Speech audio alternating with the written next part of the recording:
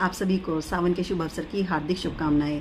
तो जब भी आप इसमें शिवलिंग पर जल अर्पित करने जाते हैं, चाहे वो सावन में जाए या उससे अलग जाए, तो आपको किस तरीके से जल अर्पित करना है। लोग जल अर्पित ज़रूर करते हैं लेकिन सही तरीका नहीं जानते।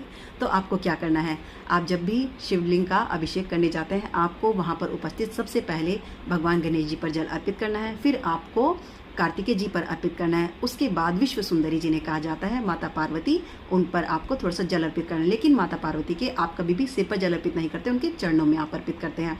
उसके बाद कहा जाता है शिवलिंग के चारों तरफ जो वो बनी होती है किनारी, वो माता पार्वती के हाथ माने जाते हैं। आपको क्लॉकवाइज उस पर जल अर्पित करना है। उसके बाद आपको शिवलिंग पर जल अर्पित करना है और वो एक धार में ही अर्पित करना है। अगर धार टूटती है तो वो अशुद्ध मानी जाती है। उसके बाद और ओम नमः शिवाय का जप करते रहना है। इसके बाद आपको जो वासुकी नाग वहाँ पर उपस्थित होते हैं भगवान शिव जी के साथ, उन पर आपको जल अर्पित करना है। फिर जो शिवलिंग के ऊपर कलश उपस्थित होता है, जो 24 घंटे उनका अभिषेक करता रहता है, उसमें आपको कुछ बूंदें अर्पित करनी है।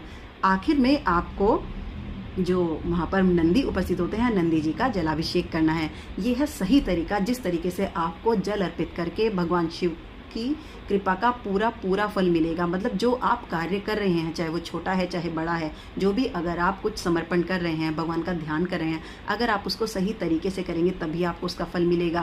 कहते हैं भक्ति मंत्रोच्चारण जो भी होता है, ये दो धारी तलवार होते हैं। अगर आप इन्हें सही तरीके से करेंगे तो आपको वो कृपा मिलेगी जो आपने कभी सोचा भी नहीं होगा। लेकिन अगर ये गलत हो जाती हैं तो ये कहीं ना कहीं नेगेटिव इम्पैक्ट भी डालती हैं।